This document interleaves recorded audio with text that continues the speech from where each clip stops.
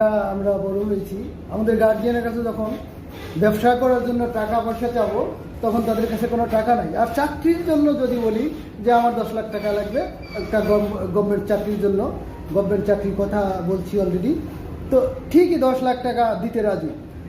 But এরা কেন বোঝে না 10 লাখ টাকা যদি আমি কোনো একটা শিক্ষিত ছেলেকে দেই, কোনো শিক্ষিত যুবককে দেই, তাহলে 10 লাখ টাকা দিয়ে সে ব্যবসা করলে খুব সহজেই সে জীবনে সাইন করা সম্ভব।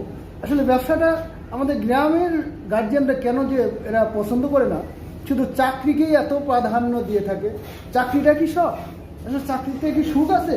আমি কি সুখে আছি? যথেষ্ট ভালো চাকরি করি কিন্তু সুখে নাই। কেন নাই?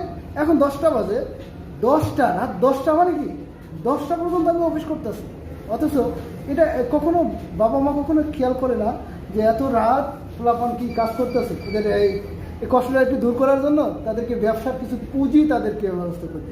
শিক্ষিত বলা মানে আসলে টাকা পয়সা দিলে তারা কিন্তু টাকাটা নষ্ট করবে না, তারা ব্যবসা আসলে সঠিক ব্যবহার করে ব্যবসা কাজে লাগে তারা কিন্তু জীবনে অনেক উন্নত হওয়া সম্ভব। এই জন্য আমি গার্জিয়ানদের বলবো, আপনারা চেষ্টা করবেন আপনাদের শিক্ষিত ছেলে মেয়েদেরকে চাকরির দিকে অনুপ্রাণিত না করে ব্যবসার দিকে মনোযোগী হওয়ার চেষ্টা করবেন। ধন্যবাদ সবাই।